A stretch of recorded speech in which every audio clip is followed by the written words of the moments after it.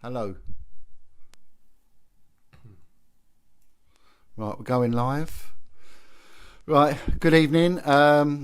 This is an interview that I advertised a little while back, and I reiterated it yesterday. It's with absolute pleasure and delight that I'm met once again with Wilfred. Wilfred is a former barrister and one of the UK's sort of number one investigators into allegations of satanic ritual abuse. I've known Wilfred for quite a long time now, and we've had a lot of interaction. And I'll pass this over to you in a sec, Wilfred, but the one thing I'll say is that there's been a lot of demand to get you back. And really, as time goes on with this path that I'm on, I'm being met with more and more people that have experienced satanic ritual abuse. And what goes hand in hand with that is that the attacks, which I know you see as a positive thing, that come soon as a mention about Satanism or ritual abuse that involves Satanism and the whole satanic agenda, there is also this agenda to really do their best to silence and discredit me. And like we've seen with people that have spoke out, such as MPs like Geoffrey Dickens, Mike Veal, you know, the ex-Chief Constable of Wiltshire, when they get really near to the mark, this undercurrent of discrediting, disinformation, the want for you to waste your time answering their questions, and everything which actually that you warn me about. So thank you, Wilfred, for coming here, and we're going to be discussing some cases that have gone through the British courts, which ended up in convictions for abuse involving with a satanic element. I'm also armed with this document. I won't show it to the camera, only because for legal reasons, but this is what is termed the RAINS list, and this is a list of people and places that have been involved in satanic ritual abuse, and hopefully you can go on to explain a bit more about this list and its author. So once again, thank you ever so much, Wilfred, and I'll pass it over to you because I know you are well prepared. Thank you. It's a pleasure to be with you. Just to comment on some of the things you mentioned, the SRA survivors coming forward, it's not surprising at all because there are thousands of SRA survivors across the UK who have been waiting for many years to talk about what they suffered. But they were afraid to mention it because they have been disbelieved by so many, and also because of the ongoing systematic cover-up of SRA, part of which is the attacks by the Satanists on whoever mentions SRA publicly. These are not real skeptics. These are Satanists pretending to be skeptics who attack any exposure of SRA. They're not interested in evidence. They're only interested in stopping the mention and exposure of SRA in the UK. So we need to get this straight. Although there are a few genuine skeptics around who are not Satanists, they don't tend to be so vocal and persistent. The vocal, persistent ones are normally Satanists. In fact, I have some names of these people who have been named by SRA survivors as being involved in SRA, these perpetual skeptics. Nothing is ever going to persuade them. They know full well SRA occurs because they participate in it.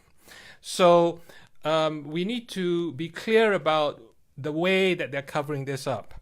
We need to be clear that many of these skeptics, especially the more vocal they are and the more persistent they are actually Satanists themselves who are up to their neck in SRA. That's why I don't bother with what they say. I know that it doesn't matter what evidence you show them. It's not a question of evidence for them. They just want everybody to be good sheep, well-trained sheep, and do as they're told and not mention SRA publicly. That's the attitude. Regarding the number of SRA survivors, as I mentioned earlier, thousands, it's important to note that there was a documentary on SRA in 1992 on Channel 4 Dispatches program. Yeah. And 15 telephone helplines were set up to help SRA survivors on the night of the transmission of the documentary. And 5 helplines the following day. The helpline dealt with a total of 191 calls, but British Telecoms recorded in the first hour of the helpline 4,500 attempted calls. Wow. Now, that's just a small indication of just how big this problem of SRA is in the UK. Just the first hour after the documentary broadcasted the helpline number on screen, there were 4,500 trying to get through to the helplines. And some of the comments of the people who managed to get through to the helplines were as follows, and I quote, "I'll have to die now. Silence is the first rule and I've broken it. They'll kill me for sure now. I've been out 10 years and moved 14 times. Who are you? Can you trace this call?" One little girl just cried, "The devil's got me," over and over. This is an indication of the level of fear that they had and the level of pressure that they were under, these victims of SRA. Now you can imagine how hard it is for them when they finally get to speak to someone. If that person starts to rubbish what they're saying and say, "Well, I don't believe you, this can't be true," then that is a secondary form of abuse. Then they're being abused again by the very people who should be listening and helping them. So this is the problem that we have in this country. For decades, SRA has been taking place. What happened in the 1992 with this helpline is going to be even worse today, much worse, if it was done again with the helplines being open to the public, because since 1992 until now, very little has been done to tackle SRA. So the problem has grown even bigger. It's like a cancer that's spreading throughout the country. And the only way to deal with this cancer effectively is public exposure, very extensive exposure. And we all have a part to play. It's not just about me and you exposing SRA while the rest of the public just quietly follow along and watch. Everybody has a part to play in informing others about the SRA that takes place in this country. So even a small thing and a very effective thing to do is to share the link to this film, this interview, with one's contacts. Share it far and wide. The more people who know about SRA in this country, the better, because then the public start to realize this is a real problem. This is something that's really happening. And they start to see through the pretense that these fake skeptics are making to keep us quiet. If I can talk about this fake skeptics, people that come into me, there's people that are suffering from what is termed DID, this dissociated identity disorder. Their memories are coming back because their memories have been blanked.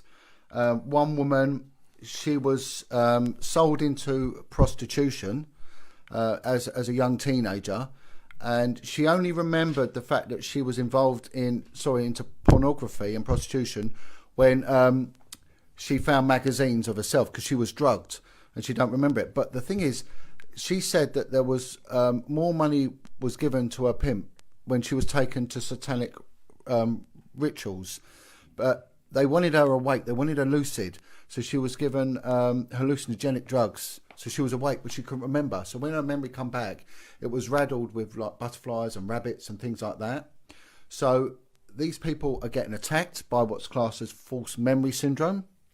Also, when you get institutions that people might go to their church, whatever, they're not believing them. I know that Tracy and myself, we had a meeting at Westminster Cathedral. It was meant to be with Vincent Nichols. Ahead of it, it was deputised down to his bishop, and he had no interest in talking about Satanism, child abuse, anything. What is interesting is that in this list, and I'll pass over to you in a minute, this range list, I'm looking through it, and there's someone high up in the Catholic Church is mentioned in here. So no wonder they won't. There's also names of senior police officers. One of them was on a unit that I was on. They're on this list. So these people are gatekeepers. So when the information comes through, it gets gatekeepered and it doesn't go anywhere. So can we just deal with the thing of like false memory syndrome, and also go on about the validity of this range list? Yes. It's important to note that the people who fabricated this so-called false memory syndrome, which is not a scientifically proven syndrome at all, have their own histories of having to deal with allegations of pedophilia. So there's a lot of vested interest there. Yeah. to claim that these memories are false.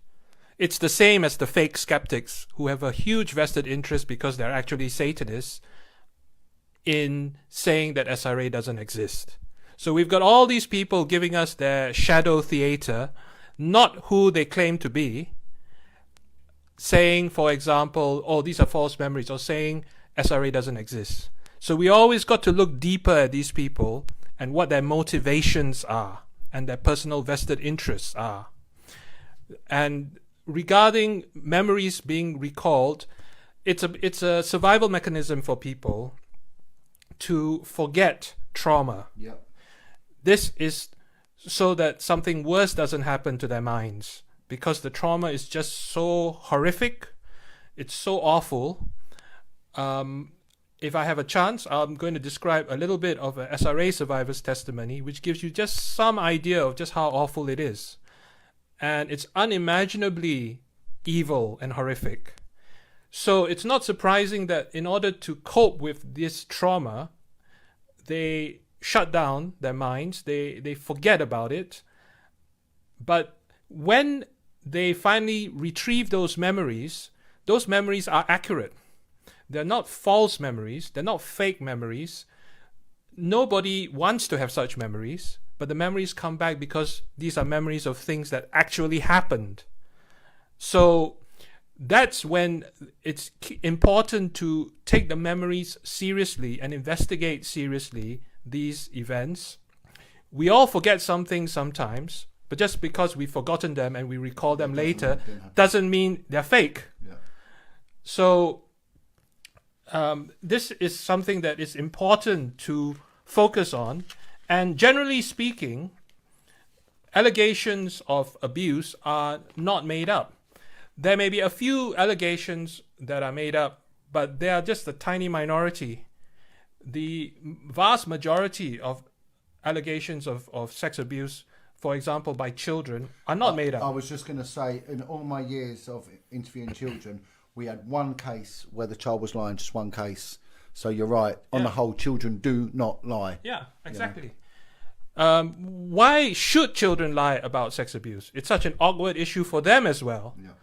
Just like, why should people fake memories of such severe, horrific trauma, only to be exposed to the disbelief of others and even the taunts of others?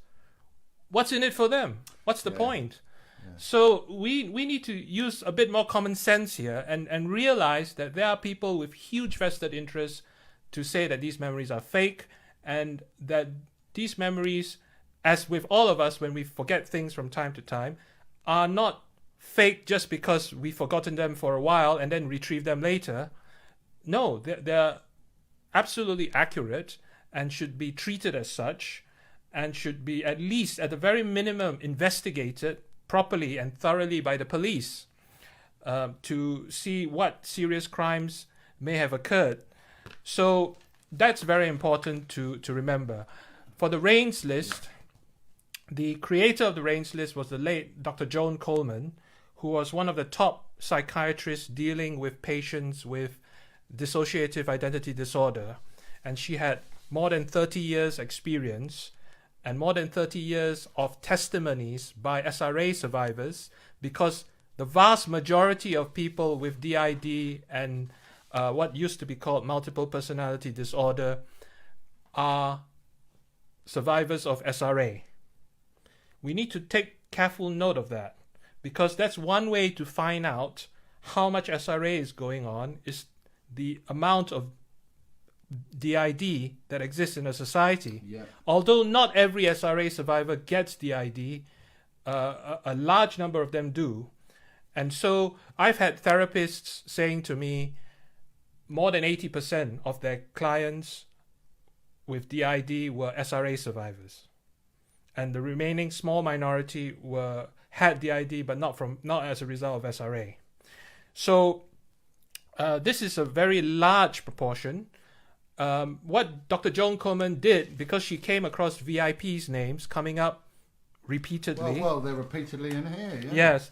So she came up with a system, a very good system, where if at least 2 SRA survivors who did not know each other, who were independent of each other, mentioned the same VIP doing SRA, that name would go on the reigns list.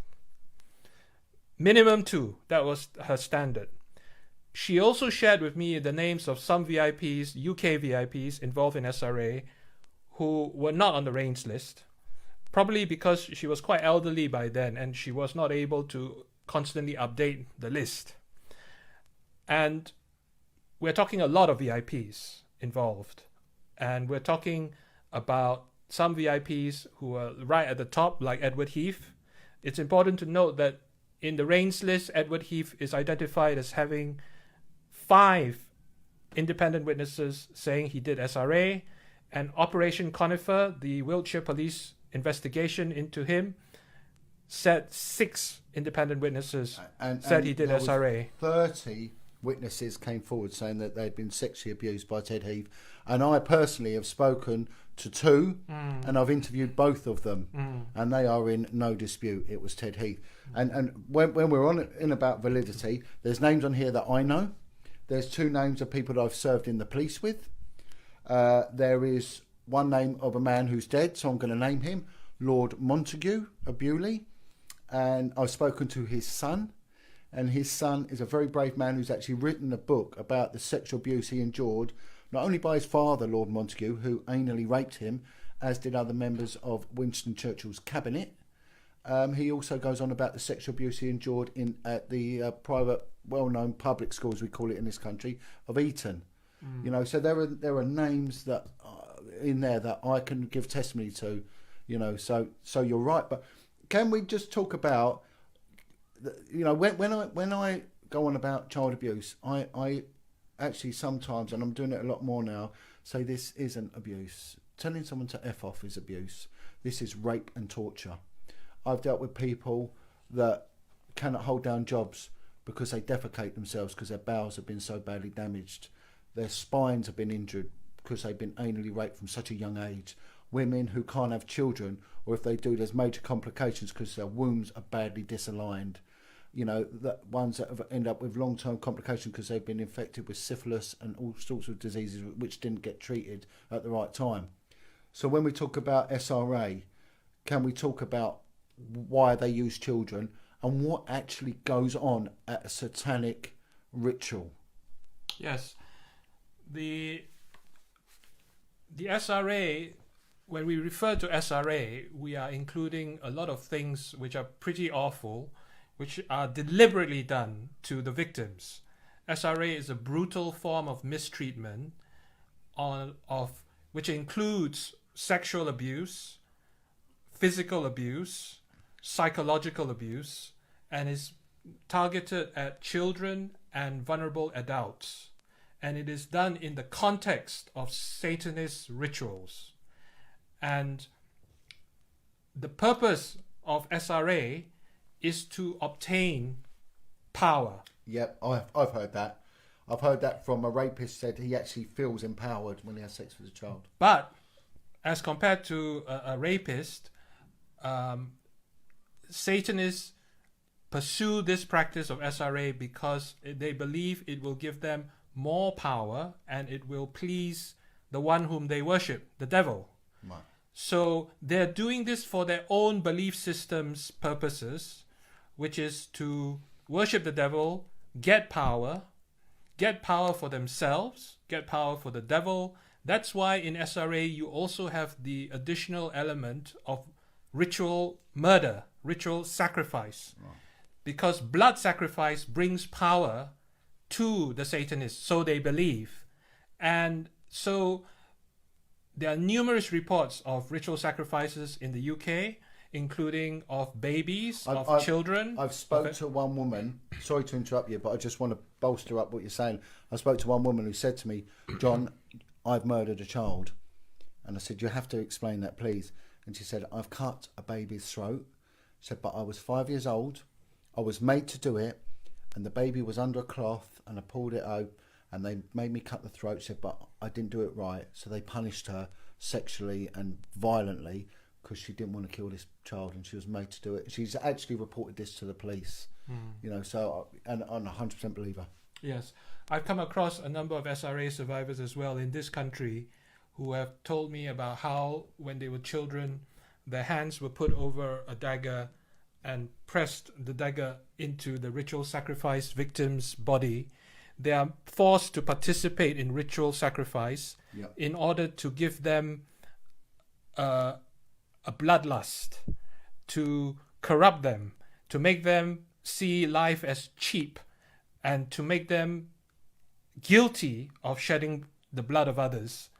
And so corruption of children is a very important part of SRA from the Satanist point of view. So unlike, say, for example, so-called ordinary pedophilia, and I only use the word ordinary not to put it down as not being important or serious, but to distinguish it from SRA. In ordinary pedophilia, the pedophile would not be so fussed about getting the child to participate in sexually abusing other children, but it's a very important priority for Satanists to get the child to abuse other children, to even kill other children. We know, for example, in the Hampstead SRA case, that the children's testimonies included being forced to hurt other children and even kill sacrificial victims. So this is common in SRA because they're trying to twist the children's minds, corrupt them, and turn the children into images of themselves, so that when they grow older, they will be just as bloodthirsty and corrupted and perverse as the Satanist abusers who abuse them. And this is how they also grow their following, their movement, and force these young people into their mindset, who will later grow up to become just as bad as the adult abusers. I was just going to say, how do they get away with it? But we know that they don't. Sometimes people get caught. Now, we got names here of police officers. One was high up in the unit that I was on that covered up children that were being raped and prostituted. Now, a book that was written called Dances with the Devil by Audrey Harper, she actually states in this book that she was taken into Satanism through her life as a street prostitute, and her coven, which was based down in Surrey, was actually encouraging her and rewarding her with drugs and everything else if she was to go and pick up other street children for sex parties.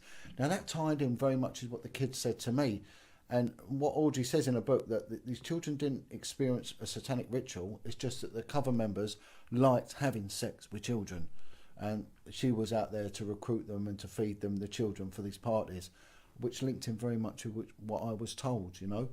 So people do speak out. They don't expect people to speak out. They expect a lot of people to either go crazy or kill themselves, and when they do speak out, they're easily denigrated, and we see the same people coming forward all the time to denigrate. I've been attacked by a leading satirical magazine, we'll leave it at that, for speaking out about this. They've attacked the person who then mentioned he was raped by Ted Heath, but there are cases that have gone through the courts. Now, it's strange because there's a group of very odd people that always attack me and those that work with me when I speak out against satanic abuse. And one of the things they want to do is waste my time, and they're always saying, Jon Wedger's a liar, there's these cases, we don't hear about them. But today, we've got a list of cases that have gone through the British courts. They've been tried in our justice system, and they're out for public domain. Is there any chance we could share some of them with the people, so just put these people silent? Yes, we can share it, but I can guarantee you that these people will not go silent for the simple reason that they couldn't care less what the evidence is. No, you're right. They will never let the facts and evidence get in the way of their conclusions. No, I agree. They will never let the evidence get in the way of their conclusions. They can only make one conclusion: there is no SRA, because they themselves are Satanists. Yeah. The most vocal and persistent critics are usually the Satanist abusers themselves, Of course. pretending to be skeptics. Yeah. It's all a shadow theater. And no one admits to it anyway. Yes, they'll never admit to it. And that's why there's no point trying to reason with them. No. Because you'll get nowhere and you'll just waste your time. Yeah. The important thing is to reach out to people who are reasonable and don't have the vested interest to cover it I up. want to say this now, that for those, my dissenters out there, I really don't care. I'm not here for you. But for those that want to come forward and speak to me, come forward and speak to me. We welcome any information. We do look into some of the stuff that comes our way, but we're very short on the ground. But we're here and we will listen to you. But for those that want to attack me, do your best, because I really don't care for you. I'm really not bothered, But there's some important lessons you've taught me about that, Wilfred, as well. That if we upset a Satanist, then actually, hey ho, we're doing a good job, aren't we? Exactly.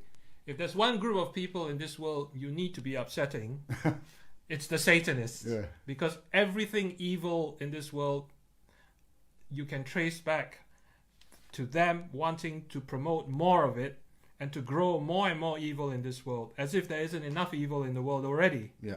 So they're out to transform our society in the worst possible way.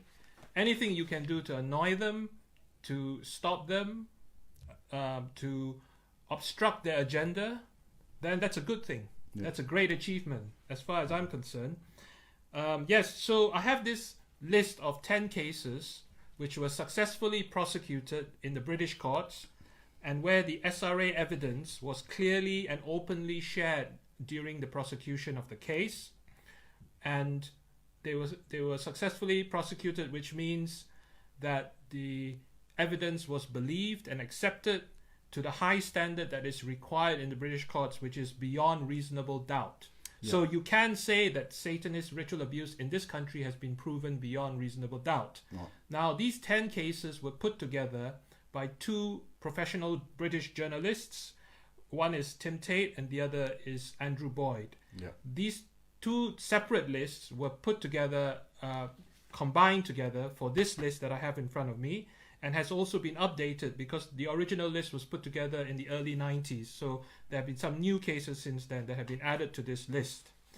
It's important to remember that though we have these successful prosecutions, for every one case that you see on this list, there's probably hundreds, if not thousands more, that have gone unprosecuted, uninvestigated even, and for which the victims are still waiting for justice. But also, there's cases that may have been prosecuted, but they haven't attached a satanic element to them. So there may be cases that have been of rape and things like that, but haven't... Yes. I mean, it's not helpful when they leave out the satanic element, because then it just helps to cover up the issue even further. But that could be a legal thing by the investigating team or the CPS or something like that. Sometimes the CPS want to leave it out. But as I said, it's not helpful for the big picture. The big picture is to expose this issue publicly so that the government and the authorities will be under much more pressure to deal with it rather than sweeping it under the carpet, as they have been doing for decades. So some of the more recent cases on this list, for example,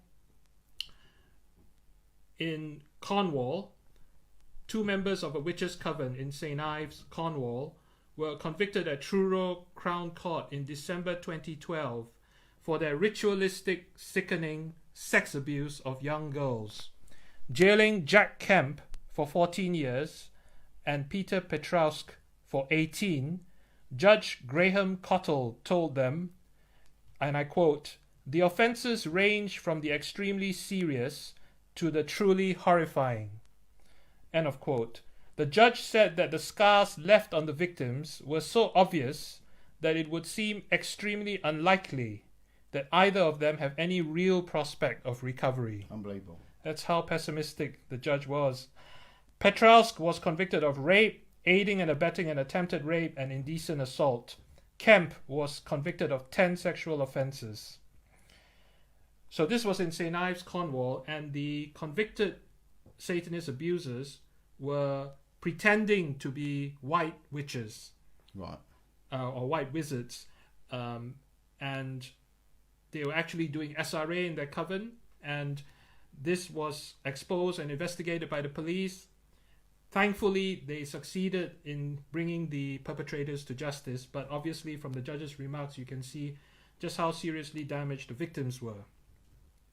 Then there's the other recent case. On March 11, 2011, Colin Batley, the leader of a Satanist coven, was convicted at Swansea Crown Court of more than 20 sexual offences against children, including 11 rapes.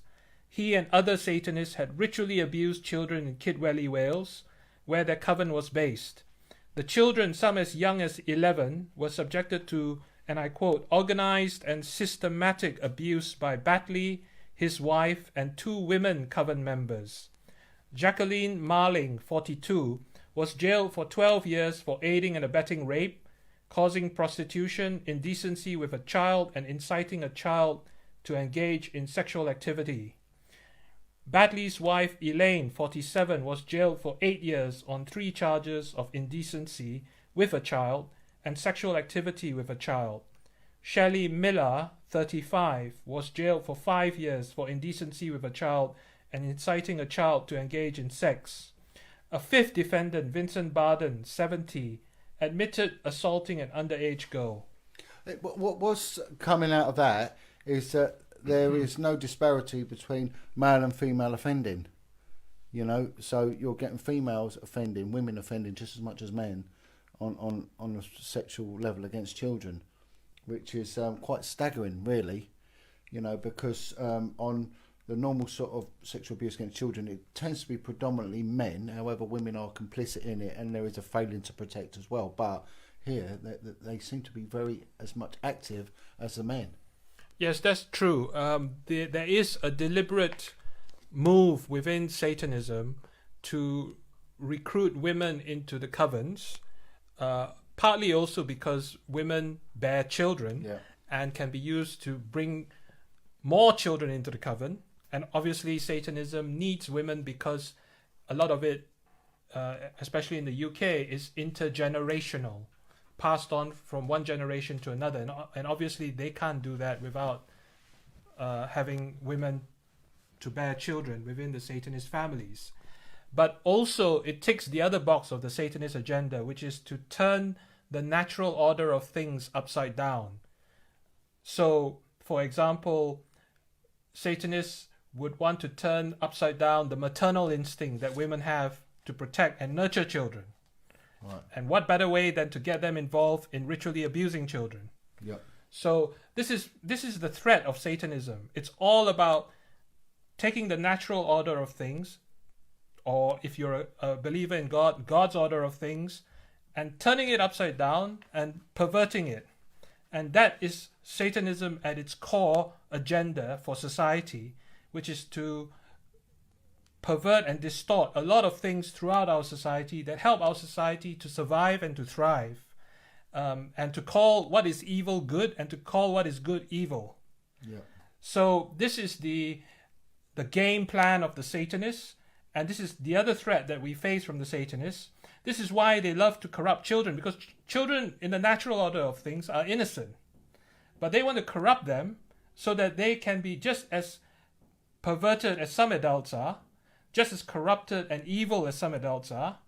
Same thing with women. They want to make these women just as harmful to children as some men are, and to totally bury their maternal instinct.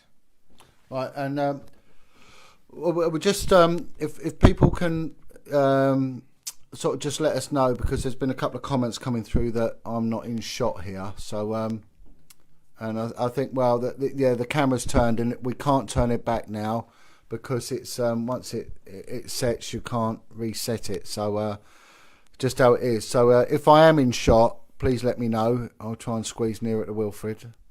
Yeah. So we'll just, are we in shot now? Anyone? So if we just take the camera back a little bit, and so that's that. Do apologise. It's just the equipment and everything else. But you're saying about an inversion. There's one guy that speaks to me quite a bit, and he was born into a satanic family, and he did get out in his late teens. But he was saying that part of the black mass, as it were, he'd be given the like the holy bread, but theirs was made out of human shite and urine and things like that, and it was baked into like a bread, and he was given that to eat. I mean, if people can imagine that this is what they do. So they do hide behind this veil of witchcraft and paganism and things like that, but ultimately these people are eating other people's shite and they are raping children. This is what we're dealing with. Yes, that's true. I interviewed an SRA survivor who was taken to these satanic masses as a child, and they would bake human ashes into the bread that they ate, and then drink blood with that, and that was their form of satanic black mass. And then after that, they would gang rape her, and this was all done within the premises of a church that they had managed to infiltrate, because at that time, when this woman was a child, the vicar of that church was actually a Satanist. Yeah. So this is quite common. Audrey Harper's book that you mentioned earlier, Dance with the Devil, she talked about her and her coven deliberately going out to break into churches and do black masses and rituals in those churches to desecrate them at night. And it's unfortunately taking place across a lot of the country. I make a joke about the Satanists that, they eat a lot of human crap, and that's why they're so full of shit. Yeah. No, I agree. And there's quite a few people that come to me that have been the victims of sort of organised prostitution of children within religious institutions, especially like the Catholic care homes. I spoke to two brothers that were in a care home in Belfast, and the priests were pimping them out. A good friend of mine, happened to him in a place run by nuns in North London. And so really, when they're hiding behind the name of Jesus, I mean, that must itself be the work of Satanism, Yeah, that's very true. A common cover disguise that the Satanists use is to go into churches. You and I know an ex-Satanist who told us very perceptively that when the Satanists do something, they like to achieve multiple objectives with that action. Yeah. So we have that with the Satanists infiltrating churches, because not only do they have a good cover when they go into a church, and a church is easy to infiltrate because churches have to by nature be quite open to new people coming in. Yeah. But also, if they get exposed, it makes the church look bad, because people will think, oh, these so-called Christians have done this abuse. Well, they're not so-called Christians. They're Satanists pretending to be Christians. Of course, yeah. And at this point, I'd like to share a bit of the testimony of an SRA survivor. Very powerful testimony. I'll share some extracts where she mentions a bit of this. She describes the SRA that she experienced in the UK as follows: rapes, gang raped, objects inserted, and I'll add an explanation. Objects inserted, you can assume that it's into her genitalia. Yeah. Drowning methods, car batteries inserted internally and externally to shock me, drugged, tied up, hung up like a piece of meat, photos taken, recording, hunted like an animal, except I was the hunt, and assaulted when caught, left sitting for long periods of time, locked in a room with no toilet, put into a car pit, and it covered over, suffocation, made to eat the unimaginable, mental, emotional, and psychological torture, sadistic psychopaths, that's what they were. And to the outside world, they were the pillars of society, successful family, and so religious. Again, there's two elements I want to elaborate on. One of them is there's a guy was in the police with me, and again, for legal reasons, I'm not going to mention his name, but he'll be exposed at some point. And whenever there's any sort of big case coming out, this fella always crops up, always turns up.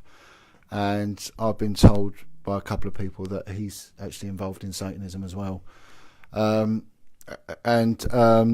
other thing is there's a lovely woman. She's written a book. I can't remember the name of her book. If it comes to me, I'll put it out there and try and promote it. And she was kept in a shed for most of her life with another girl. They were adopted by a well-known pillars of the community. This was out near High Wycombe, and the father, the foster father, was involved in Satanism and was pimping her out. But again, he won like Foster Care of the Year award, and he was specialised in ethnic children. This was back in the 60s and the 70s, ethnic children and disabled kids. So you can only imagine what they went through, because no one would listen to either of them back then, you know.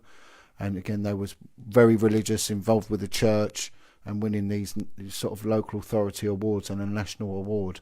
So there is a need to keep up this persona, this pretense that they are a pillar of the community, when actually the opposite is. And the other thing is, people say to me, you know, in trying to dispel the myth that it goes on, that we don't read about it in the papers. And well, where is it? Why is it not being exposed? You know, and that is a point. There is hardly anything in the papers about it. It does get in there every now and then.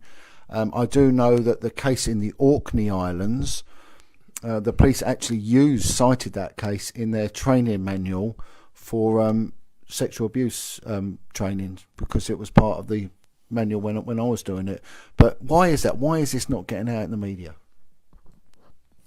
That's a good question. I would point out and stress that the two successful, more recent SRA cases that were successfully prosecuted in the UK were, at the time of the successful prosecution, widely reported on in the UK media. So it's a nonsense to claim that these cases don't exist. You only need to look back on those dates and those periods when the cases reached a successful conclusion, that the media reported on it. Unfortunately, they don't keep up a persistent reporting on this issue.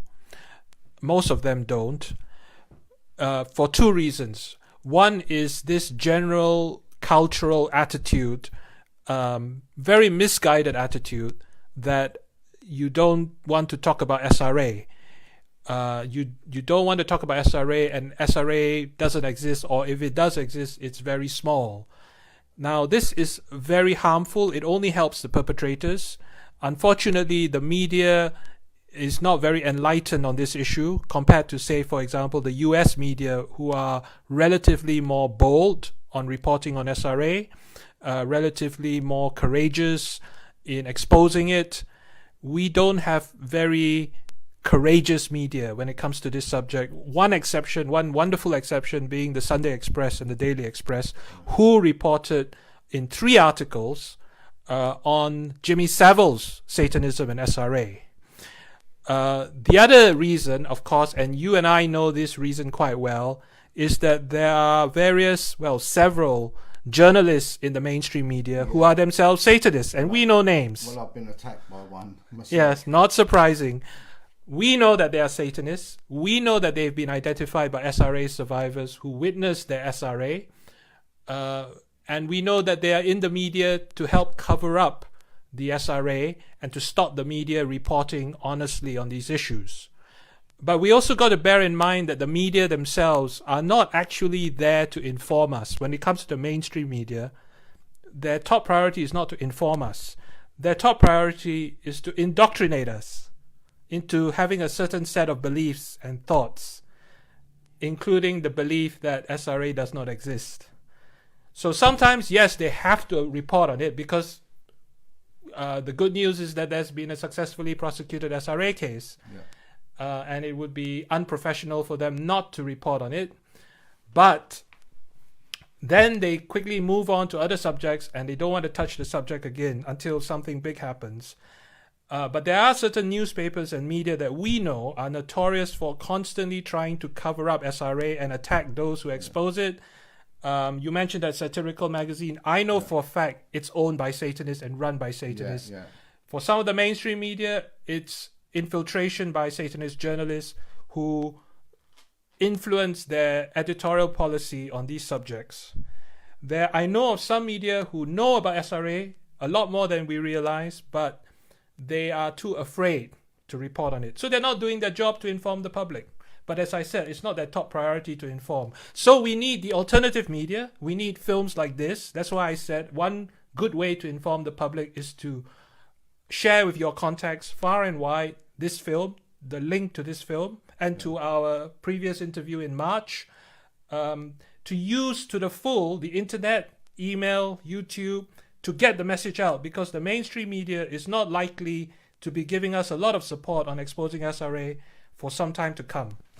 We're seeing that someone contacted me the other day and said that they wanted to come forward and speak out about abuse, but they were frightened because of the recent Cole Beach case. And Cole Beach, for those who don't know, was a man who's come forward to say that he was abused for many years as a child, and he's named various politicians and people in high society and of privilege and power. Now, what's happened with Cole Beach, that he was a victim of abuse himself. Unfortunately, he went on to get convictions of offences against children, but mainly in respect to images. But that's a byproduct sometimes of someone who's incredibly damaged by abuse. I'm not saying that all people are damaged by abuse, far from it. I'm just saying that this is what goes on. So Cole Beach, they couldn't really discredit him that much. I even spoke to a member of the police who was friends with the lead investigator, who said that they believed Cole. So what they did, and this was an age-old sort of system, is they can't attack the information, so they attack the source of the information. So they then sent out a big character assassination on Cole Beach and his previous convictions, which meant legally that the defence team could have then attacked the prosecution witnesses, which they did not do. And one of them was a politician who, again, can't name, but it's not too difficult to find out who he is, who had convictions against boys, not underage boys, but they were sexual offences against boys, young boys. This guy is shouting and screaming to try, and then anyone who comes forward and makes similar allegations gets disbelieved. So what they're doing is really that they're slamming the door hard in the face of anyone speaking out, and that's just on sexual abuse. We've not taken it the further hurdle to the satanic religious element to it. And what we're seeing is people like Cole Beach. Cole Beach got 18 years in prison. I mean, my God, horrendous. I mean, why the hell did they give him 18 years? He was a victim, and he was coming forward.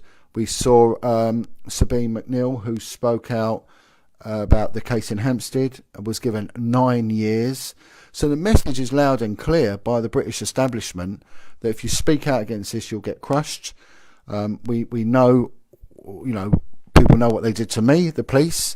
One of the guys that was high up in that unit is in this RAINS list. Again, RAINS, RAINS, RAINS list, put RAINS list Satanism, and God bless Spivey, a fellow called Spivey, Chris Spivey, SPIVE. If you put that name in as well, you will get this fully comprehensive list. Go through it, look at it. Very, very credible. Wilfred's gone on about the pedigree of this, and not only that, the sheer professionalism of the woman who compiled it. Read through it, look at the names. This won't surprise a lot of people, but it will surprise quite a few as well. And it's got addresses, it's got all sorts, and it's a public document now. It's on the internet. Again, we've got to be careful what we say and what we don't say, because we are seeing victims and survivors getting crushed by this machine, and we are seeing a lackluster in politicians speaking out. We are seeing politicians' names being mentioned consistently. I'll pass this over to you in a sec, Wilfred, but what I will say is look at these politicians. We have, I can't remember now, I think it's 634 MPs. 634 MPs, right? We're not calling MPs paedophiles. There's a handful we keep hearing about. Handful. We hear about Leon Britton, who's deceased. I heard about him when I was in the police. We hear about Ted Heath on a phenomenal amount of occasions. And again, I spoke to victims of him. There are still people that won't accept that. Lord Janner, we're seeing his son now trying to discredit anyone speaking out about his father. Right? The same people. And these are people that were high up in office. And there are names of politicians in this list as well, So this is what we're doing. So let's get back to the point I'm trying to make. People coming forward are getting massively attacked. Yes, my perception of Cole Beach is that he was either stitched up, which is quite a likely case scenario, or he was working for the authorities right from the beginning to help set up this false narrative of fake allegations being made against VIPs. But we should not be distracted by Carl Beech's conviction. We need to look at all the other, even stronger evidence of VIP abuse that exists, which includes the Reigns list, which includes the hundreds, if not thousands, of SRA survivors over the years naming VIPs as their victimizers. Why do the authorities have this obsession with Carl Beech and are ignoring all the other survivors of child sex abuse or SRA who have named VIPs? Because the authorities want to make a very simple narrative. Carl Beech is the one responsible. He fabricated it. We imprisoned him. He's discredited. End of story. Yeah. And present that false narrative to the public so that they can all go back to sleep and think that their VIPs do not abuse children. The sad reality that I discovered in 1993, the first year I started working on SRA, is that if a person has the right influence and connections in this country, they can sexually abuse children in the most horrific ways, do SRA, and get away with it. The police are supposed to be protecting the public, not the establishment. They're not supposed to be protecting child abusers or Satanist abusers. But the Satanists have also managed to invert that and make the police, unfortunately, not all the police, but a lot of the police, the protectors of criminals rather than the protectors of the public. This is about education. I sat in a meeting once with a member of Special Branch, a woman I've known for quite a while, and she dealt with organisations. So there'll be things like the Hells Angels and that. And part of the organisations was cults. And she said, we do monitor like witchcraft groups, pagan groups and satanic groups. So the police know about this on a Special Branch level. And what we saw at the local IICSA, the Independent Investigation Inquiry, into child sexual abuse, that Special Branch and the military intelligence were complicit in covering stuff up, and especially when it came to Ted Heath. They know that this goes on. They do know it goes on, So when I was investigating child sexual abuse, there was hardly any mention of satanic groups. You only got to hear about it because you would deal with it. Now, I, at that time, didn't deal directly with satanic stuff, as we have discussed, but I did deal with Satanism in respect to voodoo, in respect to opium, which is a Jamaican version of voodoo, and a Congolese version, because I mainly worked in a city stroke ghetto type areas, and I dealt a lot with, it was representative of the communities that I was dealing with. So it was going on a hell of a lot, and we would come across like voodoo temples sometimes in people's houses with names written on little sticks in sawdust and bits of chicken and things like that. So it was going on quite a lot in that environment, but there is no education. The police are not educating people. And what we do see is our brothers and sisters over in America are taking it very seriously, like you mentioned. And if I can make a referral to a police sergeant called Ralph Sarchi of the NYPD, who actually teamed up with a priest called Malachi Martin, a Catholic priest, and they were actively going out there and investigating cases of demonic possession and Satanism, and it was part of their official duty. Whereas over here, that they just dismiss it. Yes, I think the police in America are far ahead of the police in the UK when it comes to giving special training to their officers on dealing with satanic crimes, on acknowledging the seriousness of these crimes, although I would qualify that with comments from Americans who work on SRA who say that there's still a long way to go, that the police can do a lot more, but there are a lot of good police officers in America tackling these issues very seriously. The problem in the UK is partly the lack of drive from the leaders of the police and the leaders in government to address this problem of SRA, the extensive membership in UK police of Freemasonry, which also helps to undermine the will to deal with SRA, because sadly there is a lot of interlinks between SRA, Satanism, and Freemasonry. The Freemasons are basically used by the Satanists to spread their influence. They basically control Freemasonry. I'm not surprised that has happened, and it's probably happened many years ago. And I often describe Freemasonry as the handmaiden to Satanism.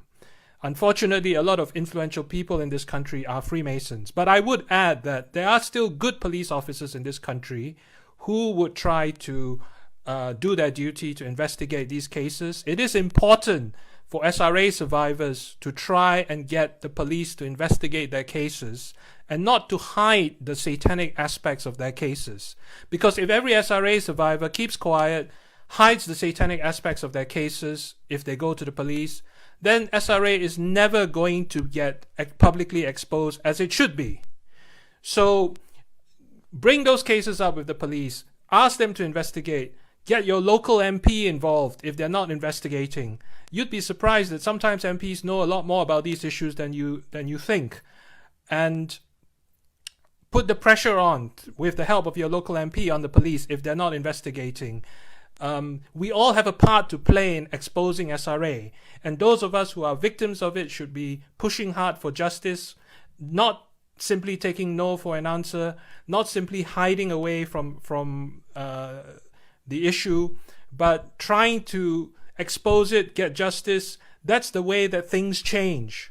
Nothing's going to happen overnight, but if everybody starts doing their bit, then it's more likely we're finally going to get an effective opposition to SRA in this country. Otherwise, what's going to happen, and I've seen this happen for decades, people all just think of their own comfort, wanting to have an easy life, stepping back, keeping quiet. And so if everybody's too frightened to speak out, nothing's ever going to change. Yeah.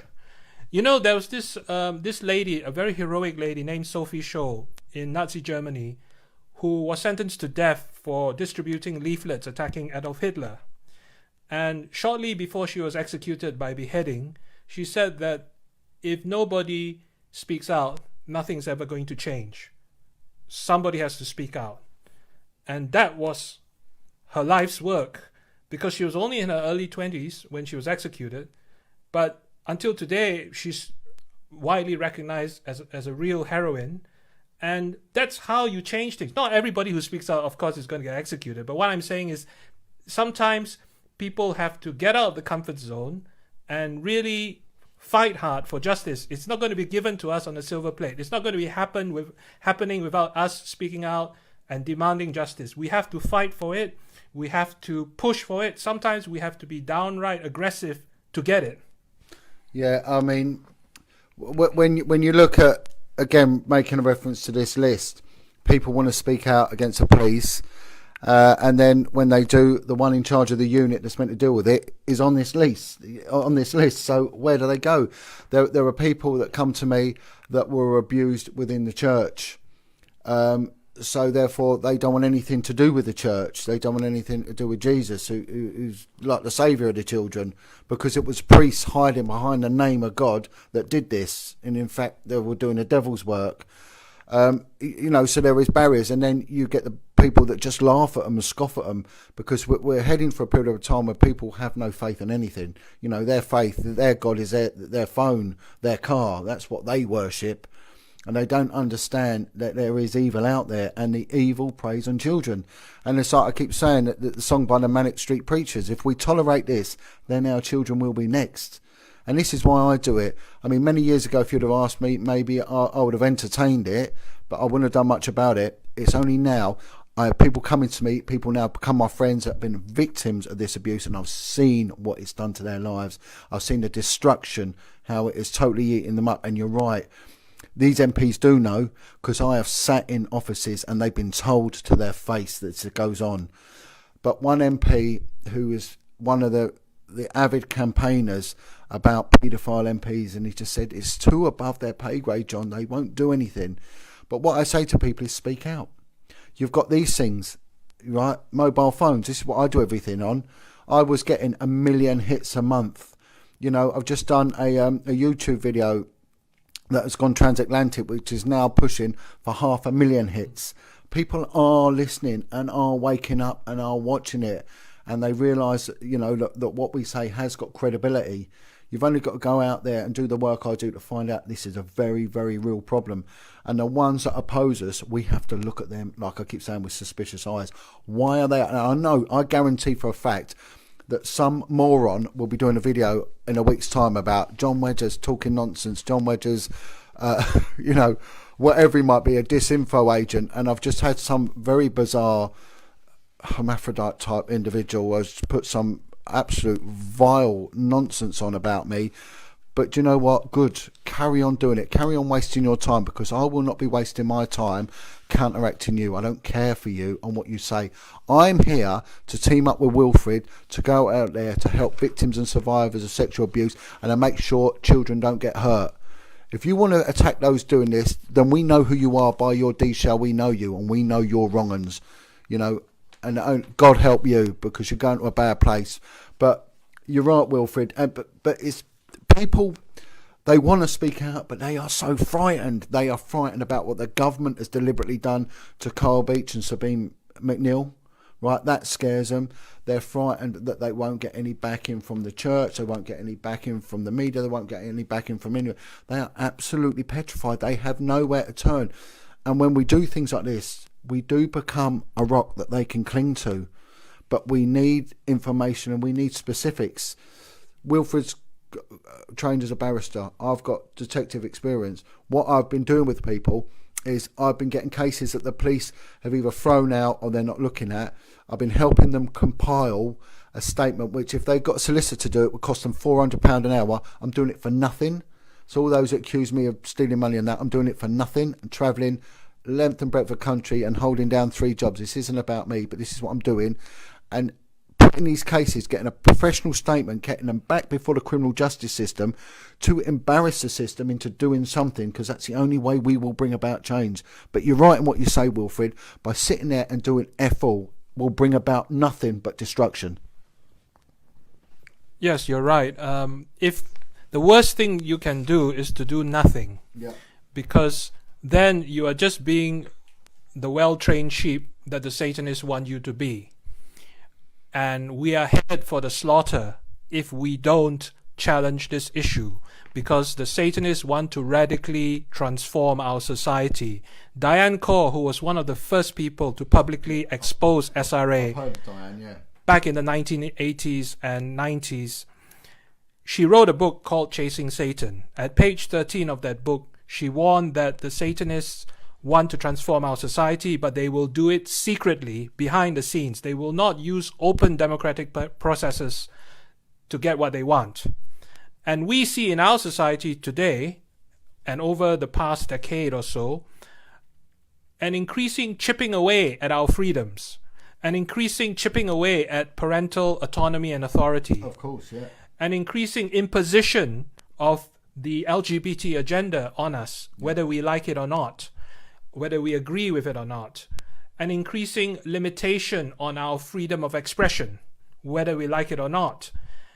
Not just on speaking out on SRA, but on speaking out on other things, including disagreeing with the LGBT agenda. We can see the hand of Satanists in a lot of these measures. It's like that analogy about slowly boiling a frog. If you slowly boil a frog, by the time it realizes it's being boiled, it's too late. It's going to die. And I'd like to point out that tomorrow is November 11th, that important day when we remember the sacrifices of those who fought in previous wars so that we can have the freedom we have today. Now, they had to make sacrifices. They probably felt a lot of fear. They did, yeah. But the definition of courage is not feeling fear. It's feeling fear but doing the courageous thing because you know that there's a more important issue at stake than your fear. So you overcome the fear to do what's important. That's courage. And Imagine if the generations before that had fought in the wars for our freedom had decided, well, I feel fearful about this. This is taking me out of my comfort zone. So I'm not going to do anything. Or I'm going to move to another country where I don't have to serve in the military. Where will we be today? We'd all be enslaved. Unfortunately, we are heading towards enslavement again, but this time enslavement by the Satanist ideology, and the enemy is within, rather than an external enemy attacking us from the outside. But it is a war. I have nicknamed it the Second Battle of Britain. And there are very few people fighting this war, or willing to fight this war. Feeling fear is not an excuse, because freedom doesn't come free. You have to fight for it. You have to sacrifice for it. It doesn't come to you on a silver plate. As we see and as we will remember tomorrow, November 11th, all the sacrifices paid by previous generations for our freedoms, so too we have a responsibility and a duty to fight for these freedoms and to protect also the vulnerable in our society from horrific practices like SRA. Well, and let's talk about fear. When I go back to what I mentioned earlier about a 5-year-old girl in a church, in a satanic church, whatever it was, whatever the venue was, I think it was actually in a church where they took place, and she was then made to cut a baby's throat, and she didn't do it properly, so they horrifically sexually abused her. So what about her fear? That little kid's fear, you know? And then these people are then silencing the likes of, or attempting to silence the likes of me and you, and then onslaught onto the children. So we need to turn this back round. Now, can I just sort of, because there'll be people out there that will be very ignorant to it, what are the sort of things that they should look out for, indicators that Satanism is alive and well and being practiced? Okay, I'll just add to the comment you just made in that a lot of people's first reaction when they hear about SRA and the importance of doing something about it is, how will this affect me? My safety, for example.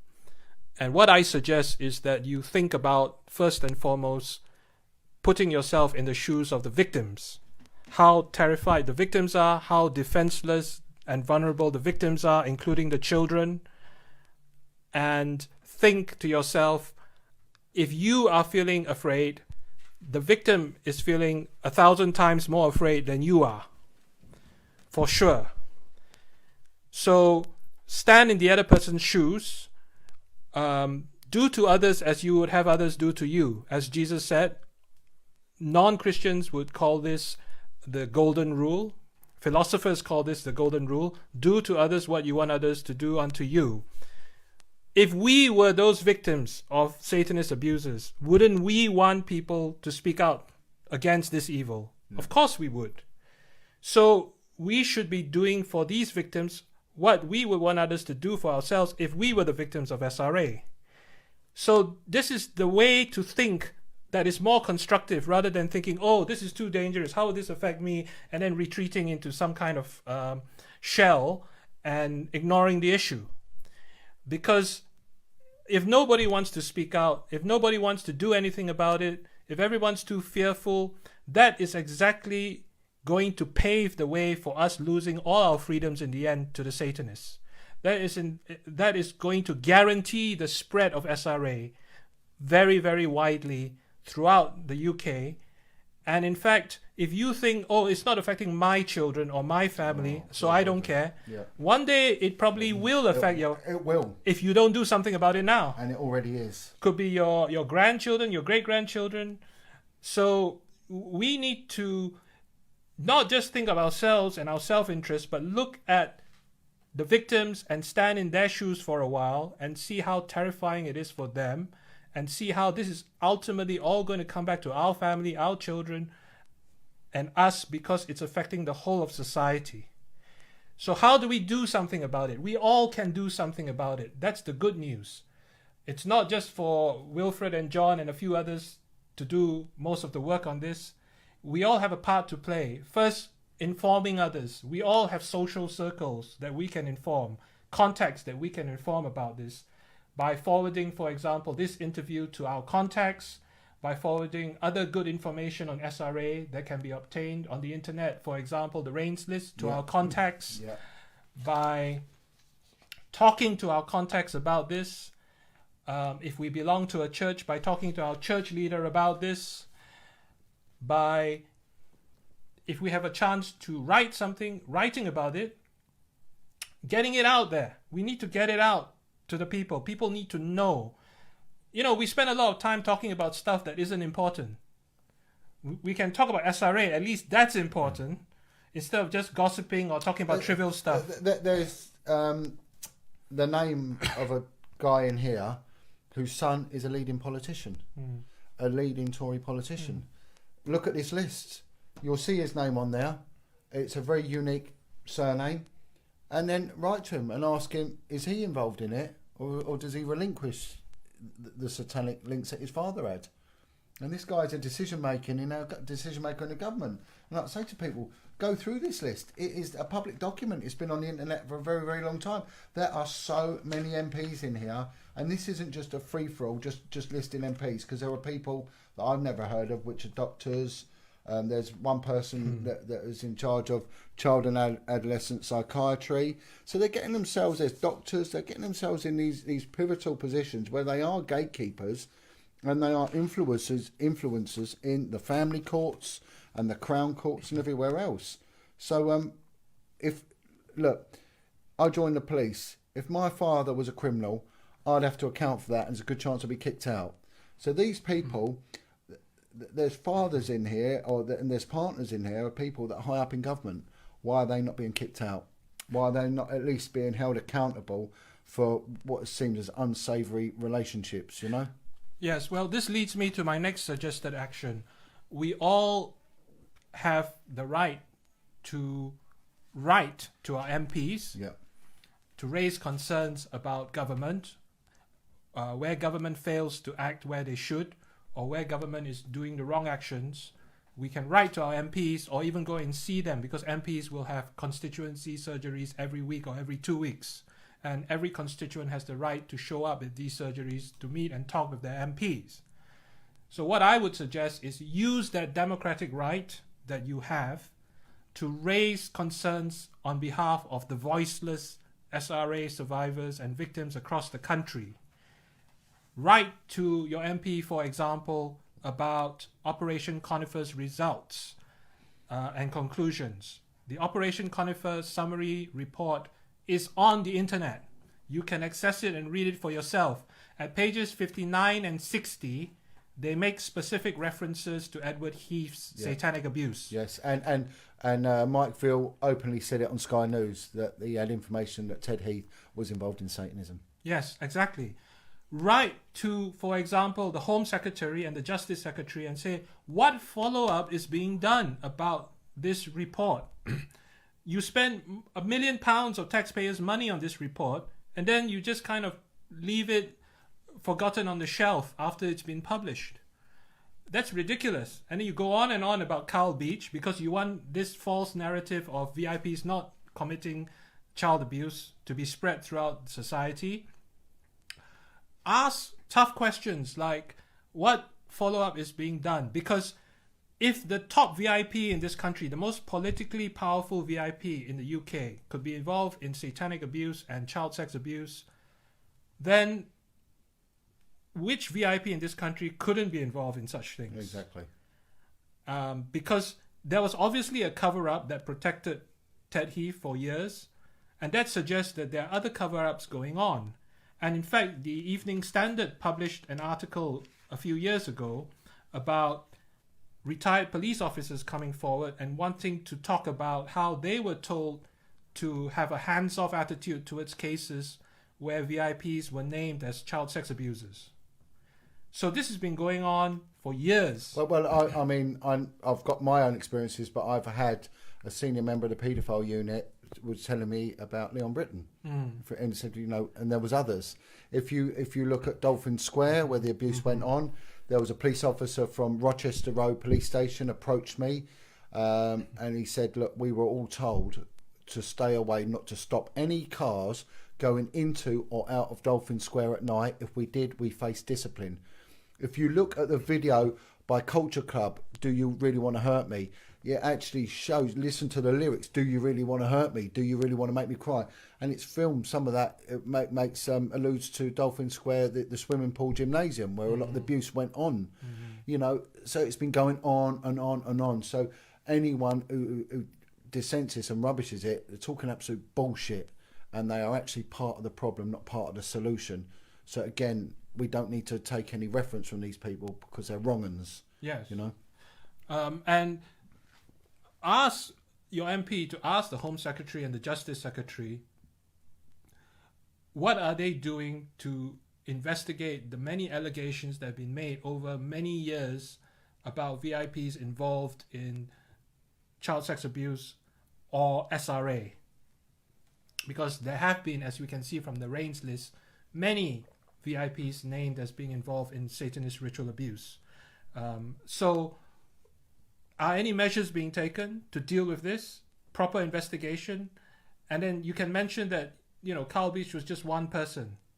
So whether he was telling a lie or not, why are they concentrating so much on one person when so many child sex abuse survivors and SRA survivors have been talking about VIPs for so many years? That's ridiculous. That's not the way to conduct any proper investigation at all. I mean, we had it with Jimmy Savile. There was witnesses saying that he was at rituals wearing cloaks. Freddie Mercury openly stated about devil worship. Bob Dylan. There's so many people that were high up that have gone on to say that they worship the devil. They sold their soul in order to go forward. So this isn't big news. We know about it, and it's on the internet. Well, you can mention that as well in the letter to the Home Secretary. Jimmy Savile, people keep asking, how did he manage to get away with his crimes for so many years? Yeah. My simple answer to this, short answer to this, is because he was a Satanist, and Satanists often have the connections to help them avoid law enforcement. Not always, as we see from the successfully prosecuted cases, but they often do have connections that help to cover up their crimes. Now, there was an individual who took a very good and constructive initiative to do research and collect information on Jimmy Savile's regular visits to a town in the north where he participated in Satanist rituals. And this individual then shared his research with the Sunday Express newspaper, and they did their third article on Jimmy Savile's SRA as a result of this man's good research. So that's another thing one can do, to research your local area about the SRA that's going on. Unfortunately, most towns and cities in this country have SRA covens doing SRA, and collect the information. We need information collection. We need evidence collection. Yeah.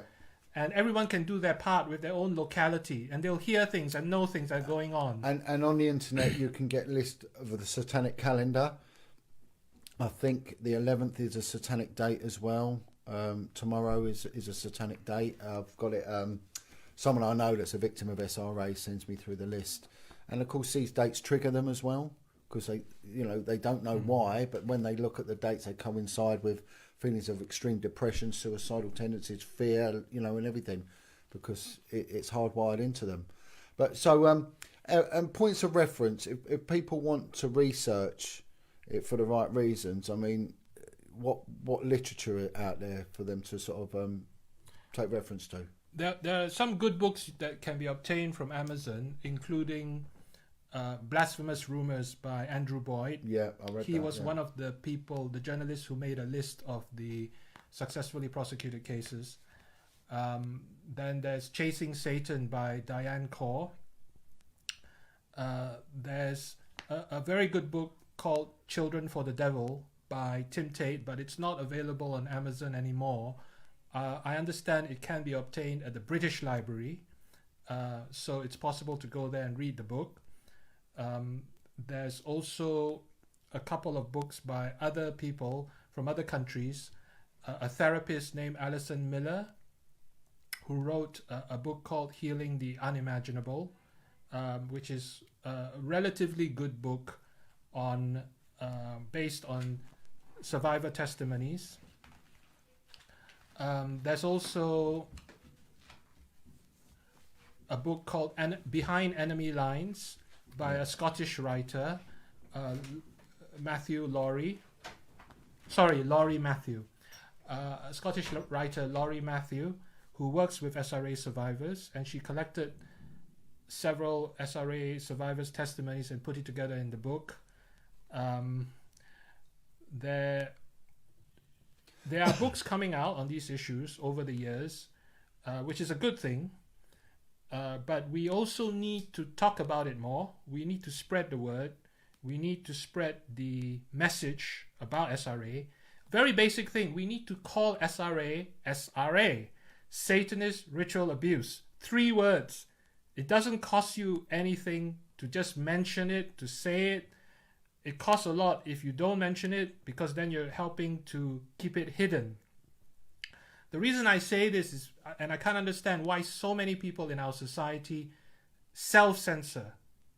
They censor themselves from mentioning SRA, as if the roof is going to fall on their heads when they mention it. Yeah. That is stupid. You know, we're not living in North Korea yet. We can still have some freedom of expression. Yeah. But if we keep self-censoring ourselves, the time will come when we will be censored from mentioning it. Because we've handed over free of charge so much power to the Satanists. We got to use our freedom, as they say, use it or lose it, and we got to be willing to fight for it. And we got to be willing to speak out boldly. Doesn't matter if you feel the fear, get over it and speak out. It's a bit like somebody standing at the edge of a pool and debating with themselves whether to go into the swimming pool or not. Just go over the edge, get into the pool, and you'll later look back and wonder why you were so worried in the first place.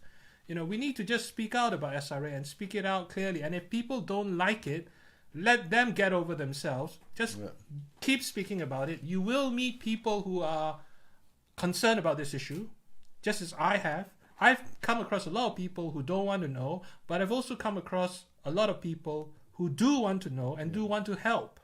So there's a lot of goodwill out there. There's a lot of people who do care about protecting children, who do want to protect children from this evil, but they don't know about it. So you got to raise their awareness. You got to talk to them about SRA. Don't call it pedophilia. It's not pedophilia, strictly speaking. Some Satanist abusers are pedophiles, but many are not.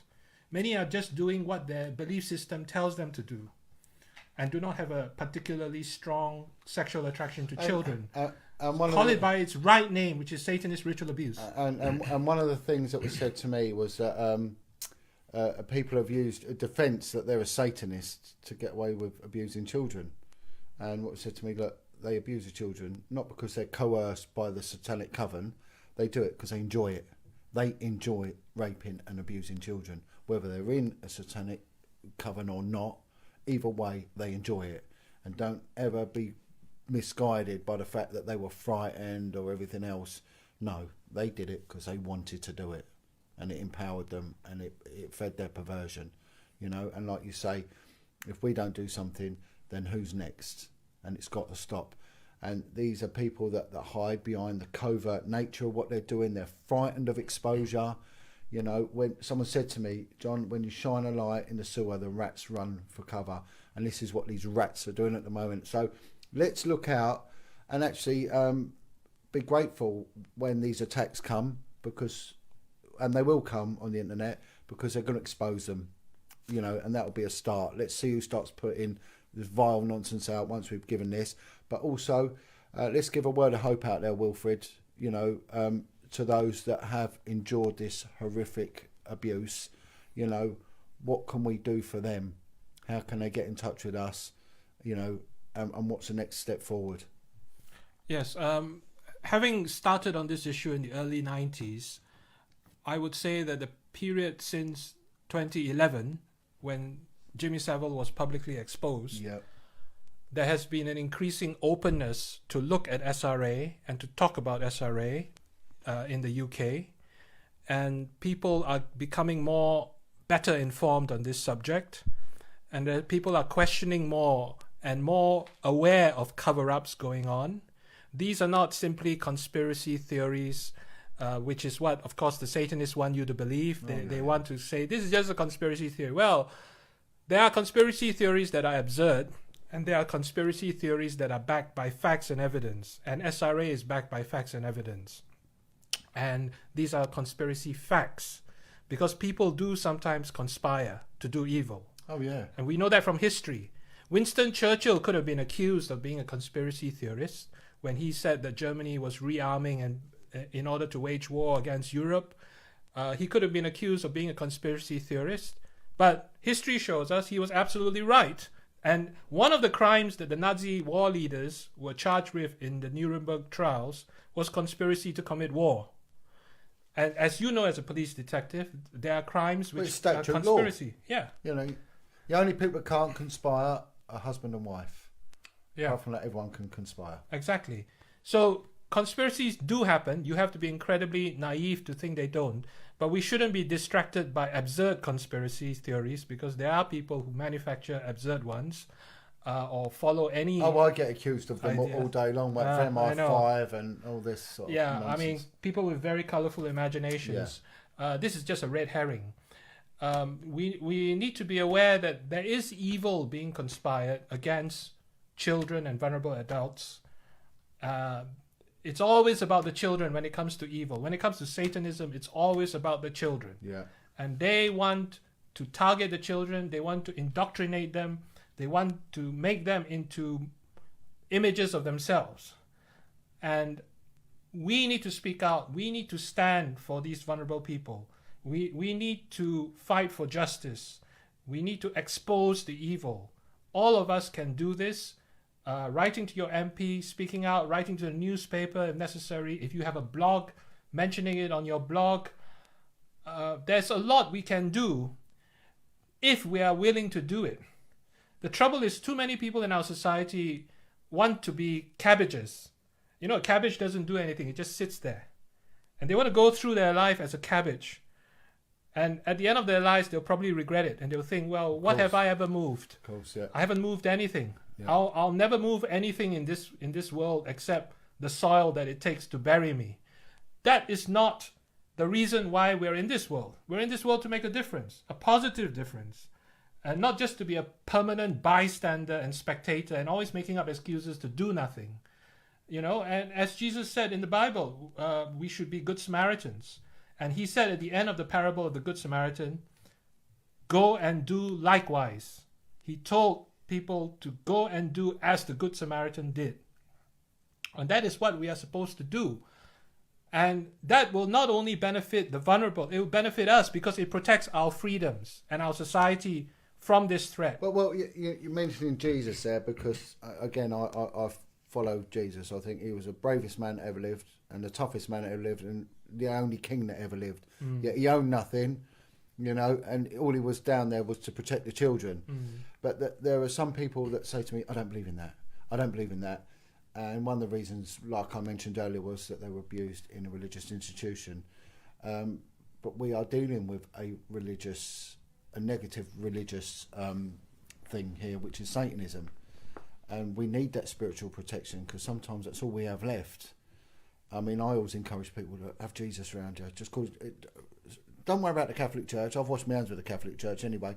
Don't worry about the Protestant Church. It's not about Jesus. It was never about the church. He predated the church. There is evil in this world, and there is good in this world, and we can align to. We have a freedom of choice to align with one or align with the other. You know, there's no middle ground here. You know, and but what do you say to people that have sort of lost their way a bit on the faith front? You know, for reasons that we've explained. You know, as I pointed out earlier, the Satanists like to do things which achieve multiple objectives. One of which is to abuse children in churches and to infiltrate churches so that if it gets exposed, the church looks bad. Yep. And so that the victims of the SRA who have been abused in churches will always have a phobia about the church, Right. Yeah. and a phobia about Christianity. Yes. And this, we need to make a clear distinction between Satanists infiltrating a church who are fake Christians, not real ones, using the church premises for SRA, which has nothing to do with Christianity, in order to give their victims a phobia against Christianity, and also in order to desecrate the church. These people are no more Christians than I am a Buddhist, for example, or a Hare Krishna. They are fakes. And this is typical of the way that Satanists behave. They're always wearing disguises, always pretending to be something they're not. And so this distinction, this factual distinction needs to be made. Secondly, that at the end of the day, it's about a relationship, a personal relationship with God through Jesus Christ. Yeah. And that being a friend of Jesus will give a person the protection they need, will give them the power they need and the strength they need to tackle this issue, to deal with it effectively. It will bless their lives. Of course, the Satanists don't want them to turn to Jesus. No, but I've noticed that a lot of people who come out of Satanism, and you and I know some of these people. They go straight to Jesus. They go straight to Jesus because they know that this is the real light. This is the true light, the only light. And I've spoke to, say, we know one, and we've had long conversations with a guy, and there's quite a few now that have come and spoke to me, and they've done it for Jesus, Yeah, exactly. That it's the secret weapon that we have against Satanism and SRA is Jesus Christ. But even if you're not a believer in Jesus, you know from your own conscience that this is terribly evil and needs to be opposed, and needs to be exposed, and needs to be fought against. You don't have to be a Christian to know that this is wrong, and to know that you ought to be doing what you can to fight against it. And so, by all means, do something about it. Do something against SRA. In fact, I've met some non-Christians who speak out more against SRA than Christians do. Good for them. But of course, Christians could do and should do a lot more on this issue. The problem, as we discussed earlier, was self-censorship and fear. And, we are not put in this world to always be fearful about things. We are only restricting ourselves if we are. We will never realize whatever potential we have if we're always using fear as an excuse. Because we are also blessed when we help those who are vulnerable. It's a two-way street. You bless the vulnerable, but you get blessed as well. No, you get a lot out of helping people. I certainly do. I enjoy it, and I see that as my little mission, and it's what I want to do. Yes. And I want to stop children getting hurt. It's as simple as that. I so don't like bullies. The blessings go both ways. Yeah. And that's right. So, well, I'm going to be carry on doing what I'm doing, and I'm going to be linking in with Wilfred. People can get in touch with me. We've got the Jon Wedger Foundation at gmail.com.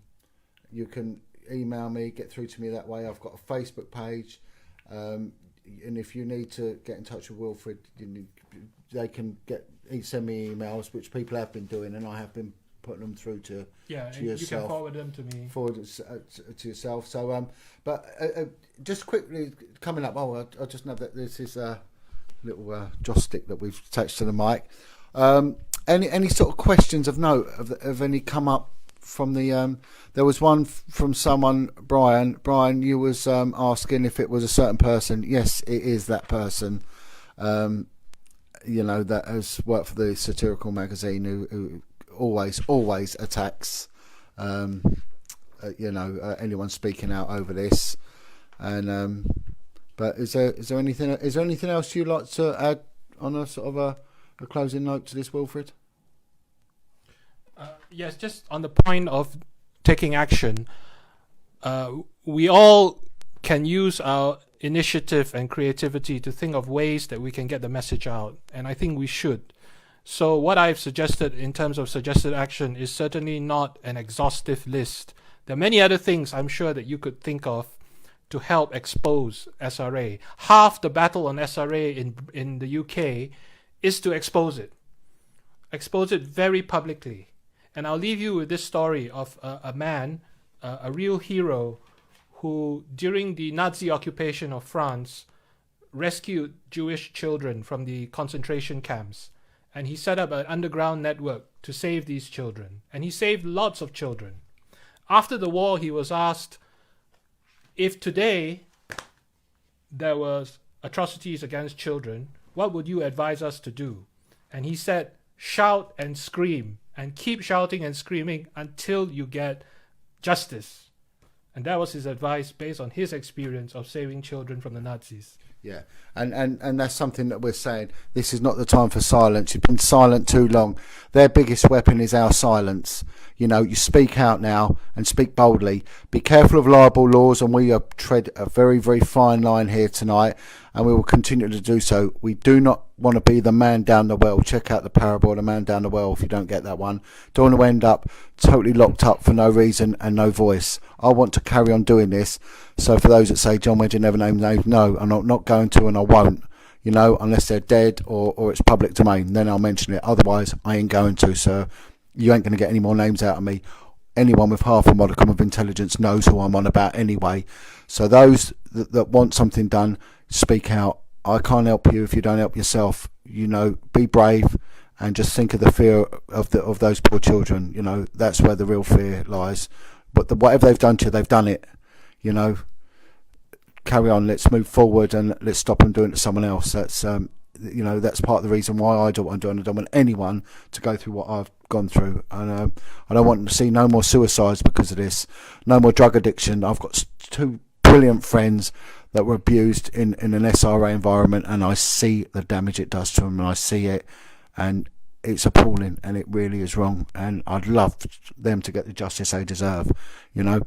But is there anything we want from the camera crews? Any? Right, let me part over. Right, this is Trace. Do you want to come before?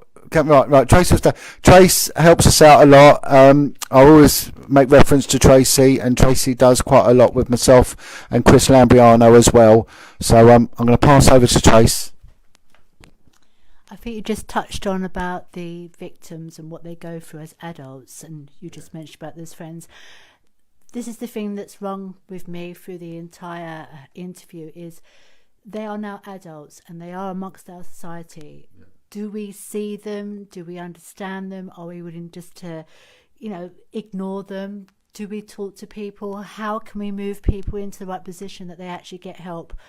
Literally through therapies. What is that pathway? How can we actually help them now they've gone through such terrible experiences? What do we do, Jon? Yeah, well, I mean, it all comes down to judgment as well. I was with a leading reporter for BBC 4, Radio 4, and we sat down outside a coffee shop in central London, and she wanted me to show her the child prostitution scene. And again, I get attacked for saying that term, and I don't care. I'm going to carry on saying it because it's an appalling thing that happens, so it's an appalling term as well.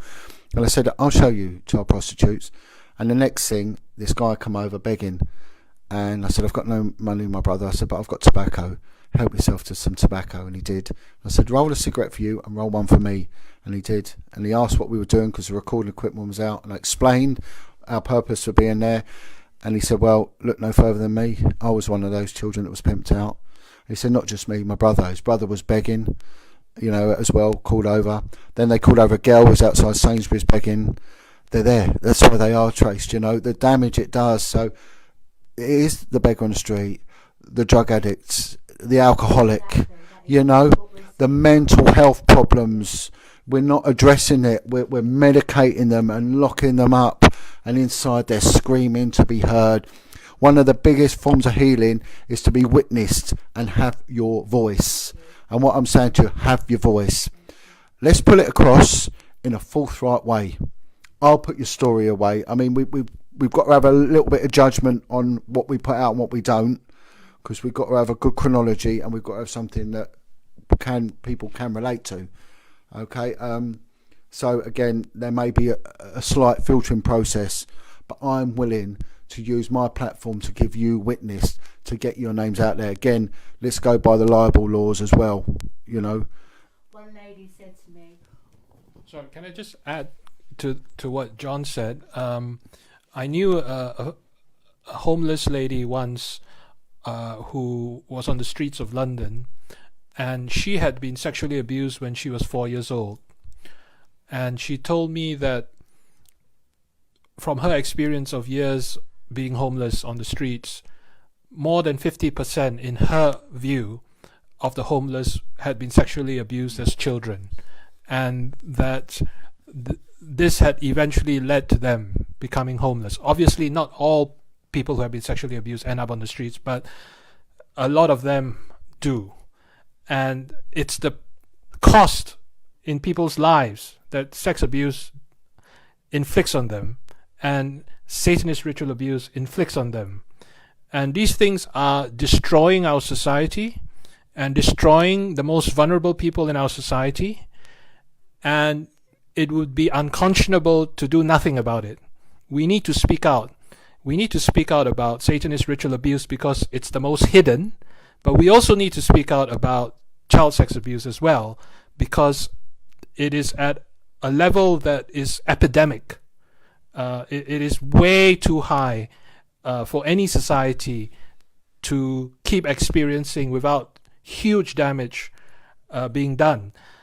On average, according to a newspaper article in The Independent last year, on average, every 8 minutes, report of child sex abuse is made in the UK, well, in England and Wales. That's not including Scotland and Northern Ireland. So the actual numbers being reported of child sex abuse are even higher than every 8 minutes when you include Scotland and Northern Ireland. This is just for England and Wales, and these are only those cases which are actually reported. A lot of them go unreported. So we're talking about child sex abuse, but of course this will also include a lot of SRA cases. So we're going up to epidemic levels, and if you were a reasonably minded person who cared about the vulnerable, you will care about what this is doing to children and vulnerable adults across our society. And you would want to do something, and you have the freedom to do something. You have the freedom to write to your MP. You have the freedom to go and see your MP. We can provide you the information you need if you feel you need more information. We can help you to speak out for the voiceless. Yeah, it's just this one lady said to me that's been through terrible, terrible things. Just the thought makes you so sad.